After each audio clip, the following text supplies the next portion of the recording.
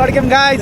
यहाँबाट त रोडै छैन, फाल्टै रहेछ नि अब कहाँ कसरी जाने होला भनेको को बाटो नै अड्क्यौँ अब यहाँ छेउबाट। Hello guys, welcome to my mini vlog.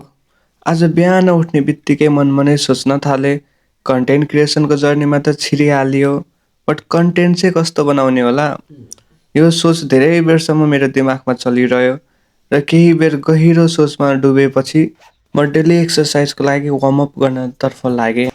मैले पहिलाको भिडियोमा पनि भनिसकेको छु, यदि एक्सर्साइज गर्नु छ भने वार्मअप एकदम इम्पोर्टेन्ट छ। वार्मअपले हामीलाई धेरै इन्जरीबाट बचाउने गर्दछ, त्यसैले हजुर सबैले पनि गर्नुहोला। र केही बेर वार्मअप गरिसकेपछि आज म लोवर बडी एक्सर्साइज गरौँ भनी स्क्वाट गर्न लागेँ र केही बेर स्क्वाट गरिसकेपछि सधैँ झै पुसअप गर्न लागेँ र पुसअप गर्दा गर्दै मेरो दिमागमा नयाँ आइडिया आयो। म यहीँ चितवनवासी भएर पनि आजसम्म सिजी घुम्न गएको थिइनँ र आज जान लाग्यो। गाइज अब ठ्याक्कै हेलमेट सेलमेट लाग्यो, अब निस्किन लाग्यो। ल यहाँ अर्को हाम्रो राइडर पनि ठ्याक्क रेडी भइसक्यो निस्किनको लागि। यसलाई त एकचोटि हेरिदिनु पऱ्यो ल, हाम्रो अर्को राइडर है त।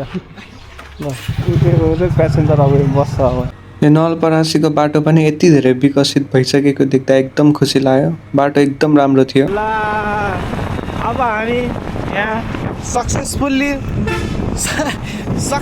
यहाँ अगाडि अड्क्यौँ गाइज। यहाँबाट त रोडै छैन, फाल्टै रहेछ नि अब कहाँ कसरी जाने होला भनेको। सिजी पुग्दा त्यहाँको environment and garden was so peaceful and refreshing थियो। त्यहाँ हामी अराउन्ड 12 बजीतिर पुगेको हुँदा 12 बजीदेखि 3 बजीसम्म मन्दिर बन्द हुने रहेछ। त्यसैले हजुरहरू पनि आउँदाखेरि 12 बजीदेखि 3 बजेको बिचमा नआउनु होला, मन्दिरभित्र जान नपाइदो रहेछ। घुम्ने फोटोहरू खिच्ने गरिसकेपछि हामी एक ठाउँमा बसेर गफ गर्न लाग्यौँ। एकछिन गफ गरिसकेपछि हामी सबैलाई भोक लागेको थियो र खाजा खान लाग्यौँ। सबैजनालाई धेरै नै भोक लागेको थियो। हामीले एक एक प्लेट चाउमिन मगायौँ र खान थाल्यौँ।